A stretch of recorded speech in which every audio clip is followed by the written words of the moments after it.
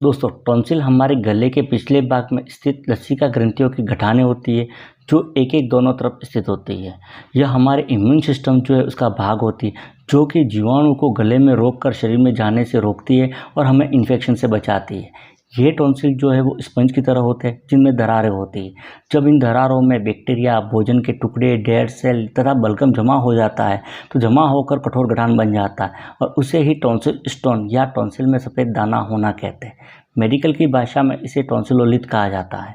अब बात करते हैं टॉन्सिल स्टोन होने पर क्या लक्षण दिखाई देते हैं। दोस्तों कई बार यह स्टोन बहुत छोटा होता है जिसके कारण से ये दिखाई नहीं देता और लक्षण भी जो है वो भी नहीं होते, लेकिन जब इसका आकार बढ़ जाता है तो उसके कारण से कुछ लक्षण दिखाई दे सकते हैं, जैसे कि मुंह या गले के पिछले हिस्से में कुछ अटका हुआ महसूस होना, मुंह से दुर्गंध आना या बदबू का आना, टॉन्सिल पर सफ़ेद या पीले रंग का जमाव दिखना, लगातार खांसी आना, साथ ही गले के अंदर खराश होना, टॉन्सिल में सूजन हो जाना, टॉन्सिल लाल व सूजे हुए दिखना, गले के अंदर दर्द होना, निगलने में कठिनाई होना या निगलते समय दर्द होना, कानों के अंदर दर्द का होना, साथ ही आवाज़ का बैठ जाना। इसके अलावा मुंह में धातु जैसा स्वाद का आना और गले में जकड़न की समस्या हो सकती है। तो इन लक्षणों से हम टॉन्सिल स्टोन जो है उसकी पहचान कर सकते हैं।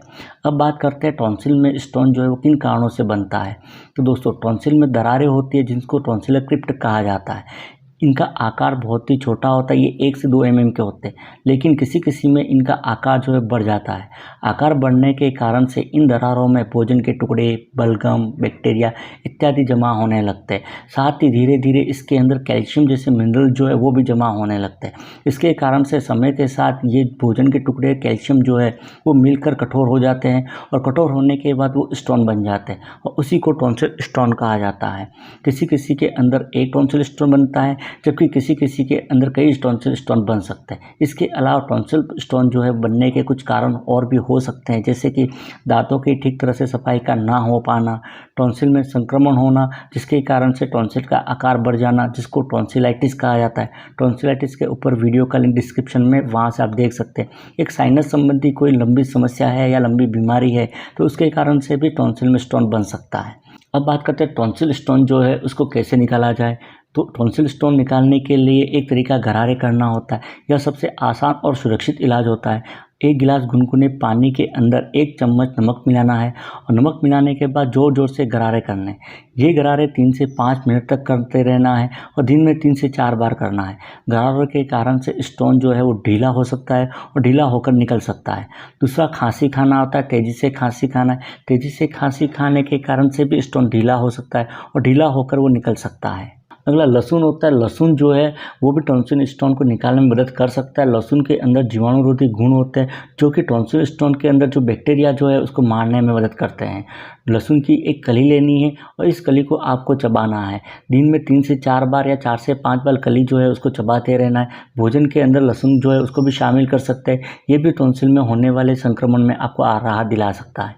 चौथा विनेगार होता है या एप्पल का सिरका होता है। एप्पल के सिरके में अम्लीय गुण होते हैं जो कि टॉन्सिल स्टोन में जमी कैल्शियम जो है उसको तोड़ने में मदद करते हैं। 1 कप गुनगुने पानी में 1 चम्मच सिरका डालना है और उसके बाद दिन में 1 बार गरारे करने।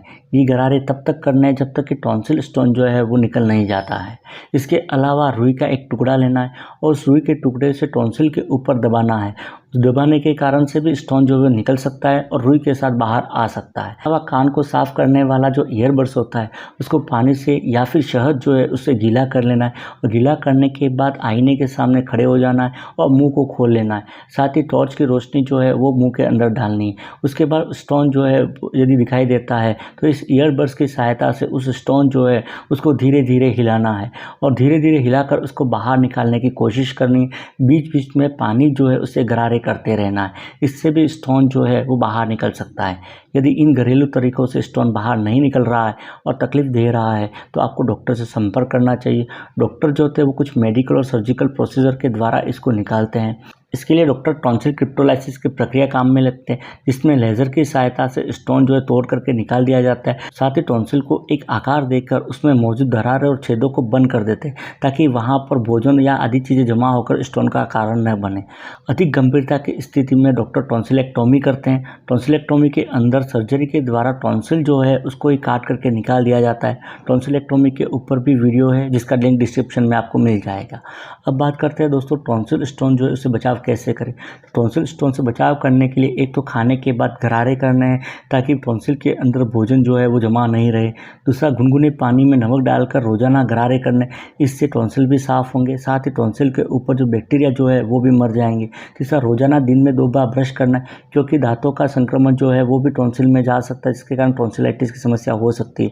एक, पर्याप्त पानी पीते रहना है, क्योंकि पानी कम पीने के कारण से गला सूख सकता है। गला सूखने के कारण से टॉन्सिल में समस्या जो है अधिक गंभीर हो सकती है। एक, धूम्रपान जो है उसके कारण से टॉन्सिल स्टोन की संभावना अधिक रहती है, तथा धूम्रपान जो है वो करने से बचना है। अब बात करते हैं टॉन्सिल स्टोन से जटिलताएं क्या हो सकती है। तो टॉन्सिल स्टोन एक आम समस्या है, इससे बहुत ही कम मामलों में जटिलताएं हो सकती है। इसके कारण से होने वाली जटिलता जो होती है वो टॉन्सिल में फोड़ा जो है वो हो सकता है, जिसको पेरीटॉन्सिलर एब्सेस कहते हैं। इस पर भी वीडियो चैनल में आपको मिल सकता है। तो दोस्तों, ये था टॉन्सिल स्टोन।